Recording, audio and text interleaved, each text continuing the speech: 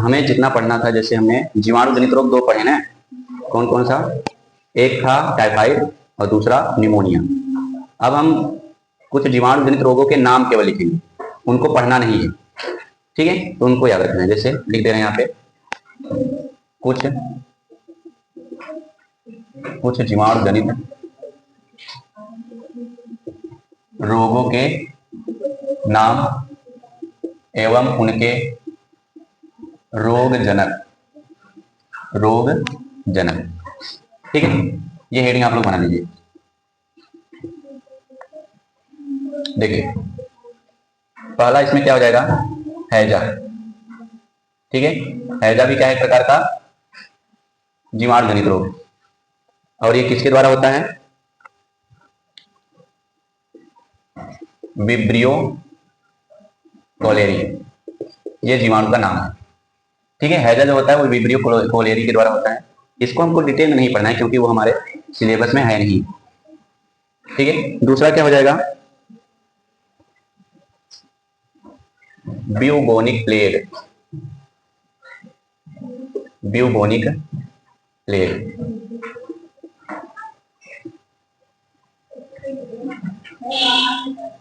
ठीक है? ये किसके द्वारा होता है? येरसीनिया पेस्टिस, ये जीवाणु का नाम है, रोगजनक, ठीक है? उनके रोगजनक। तीसरा हो जाएगा तपेदिक को हम क्या कहते हैं? क्षय रोग, यानी जिसको हम टीबी भी कहते हैं, टीबी। ये किसके द्वारा होता है? ट्यूबरकुलोसिस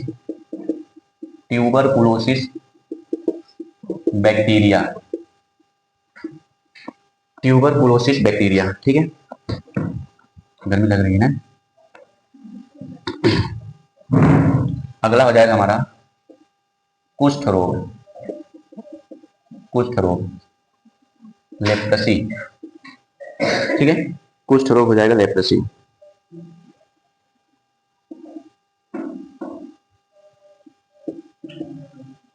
माइक्रोबैक्टीरियम लेप्री, ये हो जाएगा, इसके द्वारा होता है।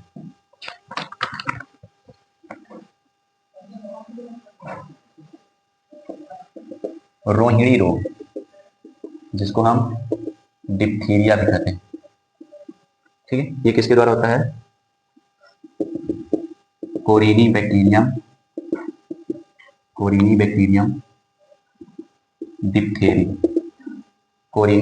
डिप्थेरी।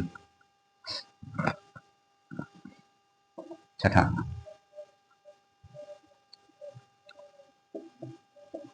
टीटेनस,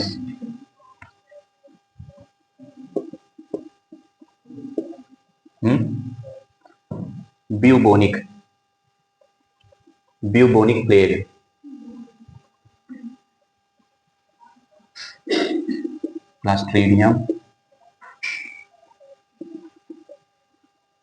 क्लास्ट्रीडियम टीटेनाई, ये हो जाएगा, ठीक? तो ये कुछ और रोग हो गए, टाइफाइड और न्यूमोनिया को छोड़कर ये कुछ रोग और हैं, 6 रोग। याद रखना, इनको डिटेल में नहीं पढ़ना था, आप इसको अगर याद कर सकते हैं, बस इतना याद रखिए, ये होता है और ये रोगजनक होते हैं। यानी ये रोग होता है जो हमारे शरीर में होता है, और इनको उत्पन्न करने वाले ये जीवाणु होते हैं। इन जीवाणुओं का नाम यहाँ पे। अब हम दूसरा क्या समझते हैं? दूसरा विषाणु जनित रोग।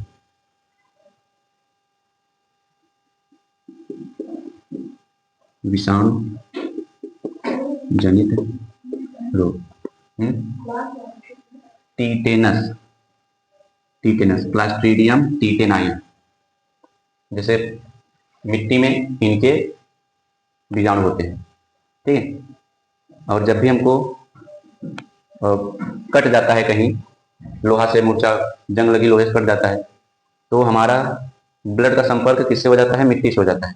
तो मिट्टी के माध्यम से हमारे शरीर में प्रवेश कर जाते हैं क्लास्ट्रीडियम टीटेनाई, तो ये टीटेनस उत्पन्न करते हैं, ठीक है? पहला हमने समझा था जीवाणु जनित रोग, अब दूसरा हम समझेंगे विषाणु जनित रोग, यानी ऐसे डिसीज या ऐसे रोग जो किसके द्वारा होते हैं? विषाणु के द्वारा यानी वायरस। तो इसको हम कहेंगे डिसीज केस्ड बाई वायरस या वायरल डिसीज भी बोल सकते हैं। ठीक है, डिसीज माने रोग। डिसीज का मतलब क्या होता है, क्या होता है शिवालक? डिसीज को हम हिंदी में तो रोग कहते हैं, लेकिन डिसीज का शाब्दिक अर्थ क्या होता है, क्या होता है तो बताओ? दो शब्दों से मिलकर बना होता है ना, डिस धन ईज। डिस का मतलब डिस्टर्ब, ईज मतलब इजी ना, यानी आसान, सरल या आरामदायक। जब हमारे शरीर के आरामदायक स्थिति को डिस्टर्ब करे उस अवस्था को हम रोग कहते हैं। ठीक है, रोग की परिभाषा क्या है? जब शरीर के एक अंग या एक से अधिक अंगों पर प्रतिकूल प्रभाव पड़ता है तो ये चिन्ह या लक्षण उत्पन्न करते हैं। तो शरीर की इसी अवस्था को हम क्या कहते हैं, रोग की अवस्था कहते हैं ना। इसमें हम क्या पढ़ने वाले हैं, इस पर हमारा फोकस क्या रहेगा? पहले पर सामान्य जुकाम, सामान्य जुकाम जिसको हम क्या बोलते हैं, कॉमन कोल्ड। ठीक है, हर साल सभी को जुकाम होता ही रहता है। ठीक, इस रोग का नाम है सामान्य जुकाम। रोग जनक कौन है? वायरस होगा। कौन सा virus? Rhino virus, rhino virus. ठीक है, राइनो वायरस ये विषाणु होता है। यहाँ पर मैंने वायरस लिखा है, रोग जनक लिख देंगे राइनो वायरस। ठीक है, समझते हैं इसमें कि ये क्या करते हैं ना, ये क्या करते हैं, देखिए ये नाक तथा श्वसन पथ को संक्रमित करते हैं, संक्रमित करते हैं, लेकिन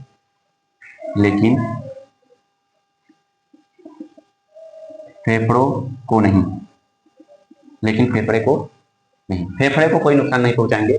ये केवल हमारे श्वास नाल तक रहेंगे और नाक तक रहेंगे। ये वायरस केवल नाक और श्वसन पथ को ही संक्रमित कर पाएंगे। ठीक है, इसमें हो गया। अगर हमको सामान्य जुकाम हो जाता है तो लक्षण क्या उत्पन्न होते हैं, ये समझ लेते हैं। सामान्य जुकाम के लक्षण क्या होते हैं? ठीक है, देखिए सबसे पहले क्या होता है, नासीय संकुलता, नासीय संकुलता एवं स्राव। नाक बहने लगता है यानी नासीय स्राव, और उसके साथ साथ नाक जाम करने लगता है ना। समझ रहे हो, जब जुकाम होता है तो कभी एक नाक बंद होगा, कभी ये वाला नाक बंद होगा, कभी कभी दोनों बंद हो जाते हैं तो सांस लेने में भी दिक्कत आ जाती है। तो उसे हम कहते हैं नासीय संकुलता। ठीक है, नासीय संकुलता। जब नासीय संकुलता रहती है तब तक तो नाक नहीं बहती है, लेकिन जैसे ही ये संकुलता हटती है फिर स्राव होना शुरू हो जाता है, नाक बहना शुरू हो जाता है, जिसको हम रनिंग, नोज रनिंग बोलते हैं। ठीक है, ये चीज इसमें होती है। पहला तो ये हो गया हमारा। ठीक है, दूसरा क्या हो सकता है, खांसी आती है। ठीक है, खांसी भी आती है, और खांसी के द्वारा कंठदाह भी हो जाता है, यानी गले में प्रॉब्लम होने लगती है, गले में सूजन हो जाती है। ठीक है, कंठदाह, बार बार ऐसा करता है कि खांसे, गले में सूजन भी होने लगता है, तो कंठदाह अगला हो जाएगा लक्षण। ठीक है, इसके साथ क्या होगा, फटी आवाज निकलने लगेगी, आवाज फटी फटी निकलेगी। ठीक है, फटी आवाज निकलने लगेगी। समझ रहे इतना? इसको यहां पे लिखकर इधर लिखते हैं, फटी आवाज। ठीक है, उसके बाद क्या होगा, सिर दर्द भी होगा। ठीक, सिर दर्द के साथ थकावट, थकावट आदि। ठीक है, ये चीजें होने लगेंगी।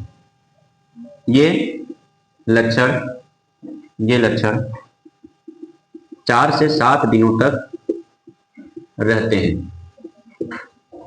किसी को भी जुकाम होता है उसकी दवा नहीं लिया जाता ना, बल्कि कहते हैं डॉक्टर की गर्म पानी पीजिए, काढ़ा पीजिए।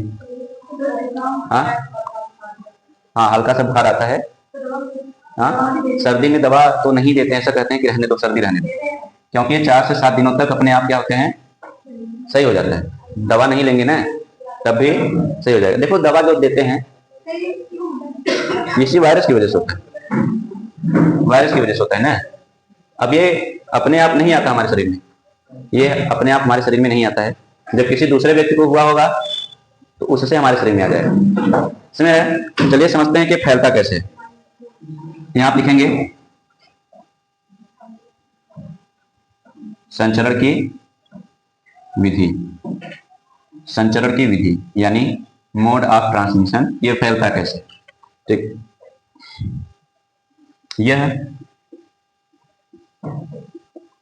संक्रमित व्यक्ति के खांसने एवं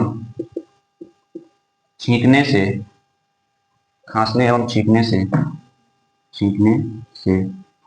निकले बिंदुकों समझ रहे ना जो मैं कह रहा हूं, ड्रॉपलेट जल की बूंदें होती हैं जैसे खांसते समय छींकने समय जो निकलता है, बूंदकों को स्वस्थ व्यक्ति द्वारा सांस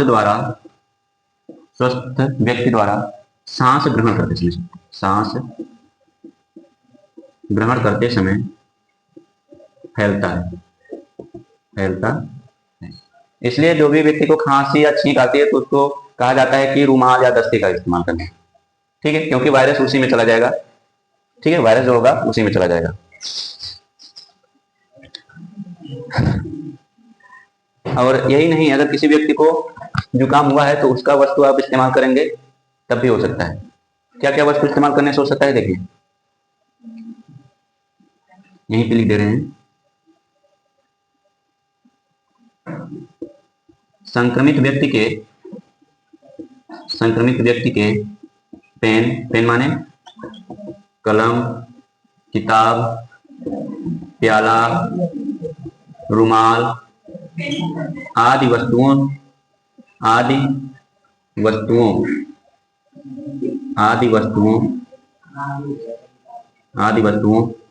से भी फैल सकता है। हाँ, कैसे? किताब से कैसे फैलेगा, ध्यान समझिए। कापी किताब से कैसे, कलम किताब से कैसे फैलेगा। अब मान लीजिए उसने छींका, ऐसे कर लिया, अब वो वायरस के हाथ में है और उसी हाथ से उसने क्या छू लिया, कापी किताब कलम ये सब छू लिया, तो वायरस कलम पे चले गए। आपने ले लिया, फिर वो वायरस आपके हाथ में आ गया। हाँ, और क्या, वो आपके हाथ में आ गया। अब हाथ में आ गया, आप कभी न कभी ऐसे अपना चेहरा दिन में कहीं कितना बार छूते हैं। ठीक है, हम ऐसे करते रहते हैं। ठीक है, तो आपके यहाँ पे चला जाएगा, फिर उसके माध्यम से, श्वास माध्यम से हमारे, क्योंकि देखिए एक चीज और क्या समझना है पता है इसमें क्या समझना है, देखिए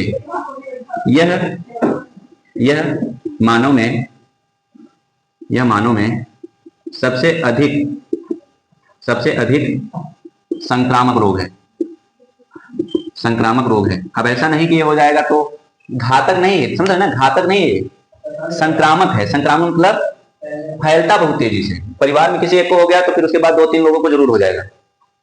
ऐसे तो होता है, इसमें ऐसे फैलता है, फिर वो दोस्तों में चला जाएगा ऐसे। ठीक है, तो ये हो गया हमारा। हाँ, बरसात में ज्यादा इसलिए होता होगा क्योंकि उसमें कारण यह हो सकता है कि ज्यादातर बरसात में क्यों फैल सकता होगा, बारिश में ज्यादा होता होगा कि ठंडी के मौसम में, गर्म और ठंडे मौसम की वजह से भी ये हो सकता है। ठीक है,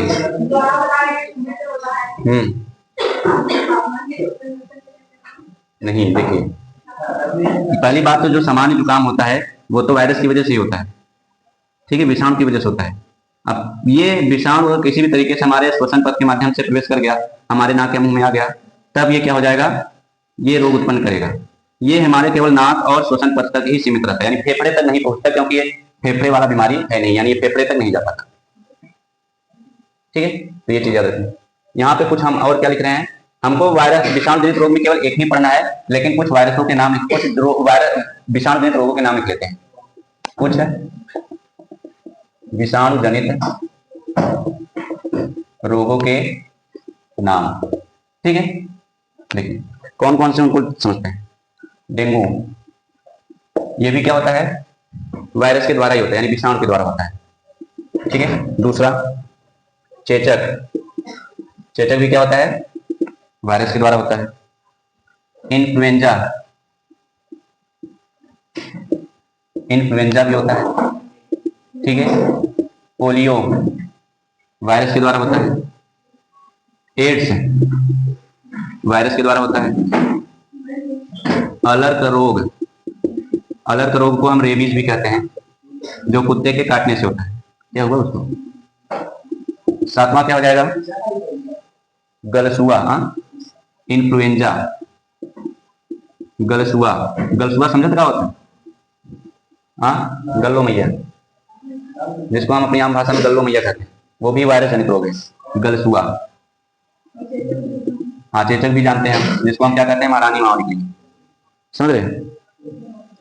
खसरा, खसरा भी क्या होता है, वायरस जनित होता है, छुआछूत रोग है खसरा, ठीक है। और एक और लिख लेते हैं, क्या? हीपेटाइटिस, हीपेटाइटिस। तो ये इसमें प्रश्न आ सकता है कि निम्नलिखित में से कौन से विषाणु जनित रोग है। तो इसमें लिखवा दिया गया है, इसको डिटेल में पढ़ने की आवश्यकता नहीं है, क्योंकि डिटेल में हमको केवल यही पूछ सकता है ज्यादा, समझ रहे हैं। तो ये हो गया विषाणु जनित रोग, लिख लीजिए फटाक से। आगे हम समझते हैं कवक जनित रोग, तीसरा कवक जनित रोग यानी फंगल डिसीज, फंगल डिसीज। इसमें हम क्या पढ़ेंगे? इसमें हम मुख्यतः दाद के बारे में पढ़ेंगे। दाद यानी रिंग वर्म, ठीक है, रिंग वर्म, दाद। रोगजनक कौन हो जाएगा इसमें? रोगजनक माइक्रोस्पोरम, माइक्रोस्पोरम ट्राइकोफाइटॉन। अच्छा, इसका वैसे बात कर दूं ना, ट्राइकोफाइटॉन, ठीक। और क्या हो जाएगा?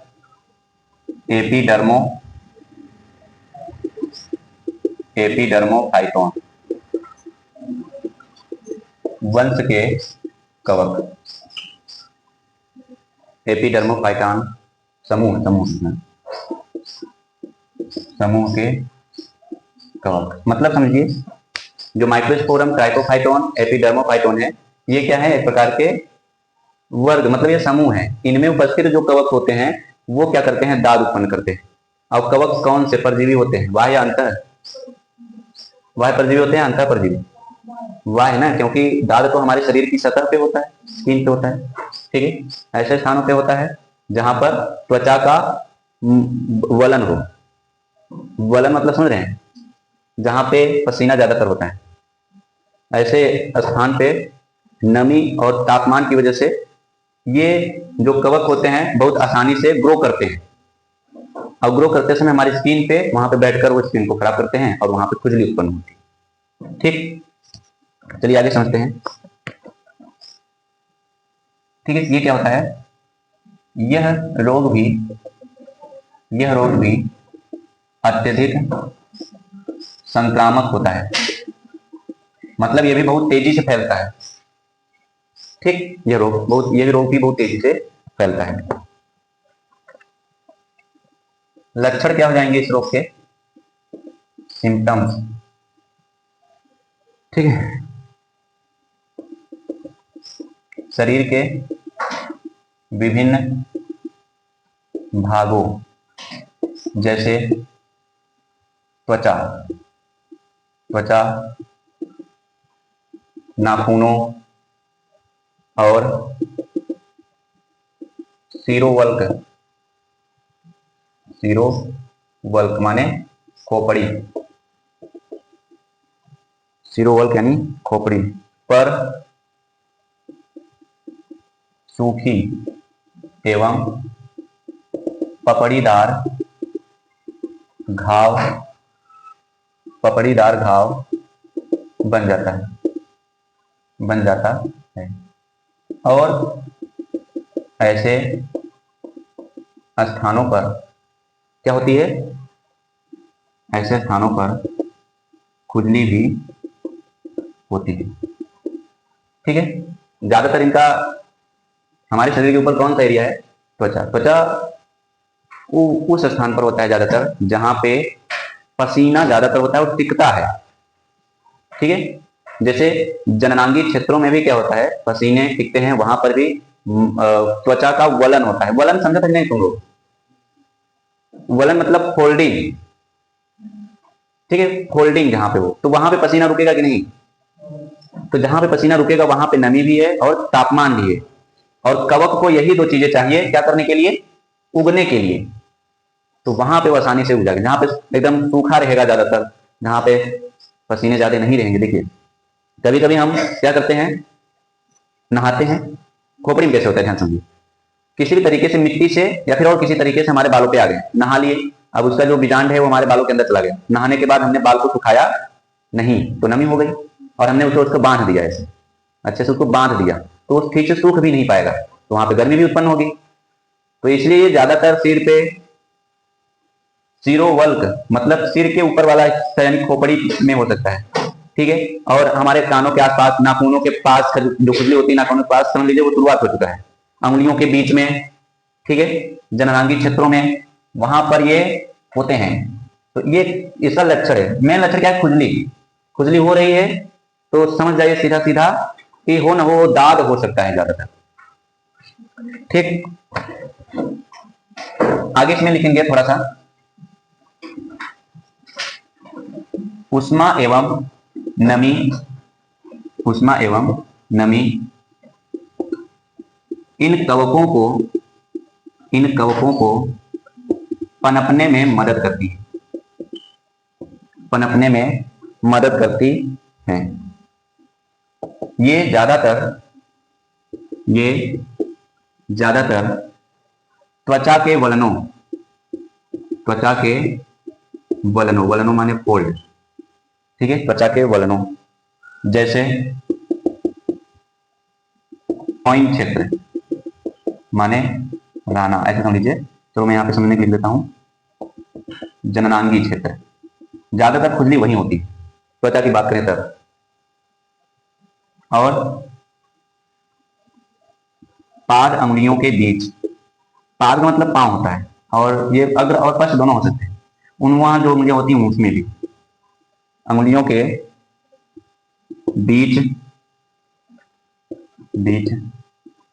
पनपती हैं, ठीक, ये हो सकता है। और आगे क्या समझेंगे? संचरण की विधि समझते हैं, संचरण की विधि। दाद सामान्यतः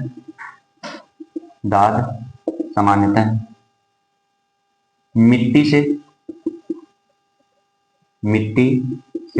कैसे? मिट्टी में उस कवक के क्या हो सकते हैं? बीजांड हो सकते हैं, ठीक है। दाद सामान्यतः मिट्टी से तथा, ये भी छुआछूत करोगे, संक्रमित व्यक्ति के तौलिए, क्योंकि तौलिया जहां लगाते हैं वहां पर ज्यादातर ये होता है ना, तौलिए, कपड़े या कंघे, समझ रहे हैं ना?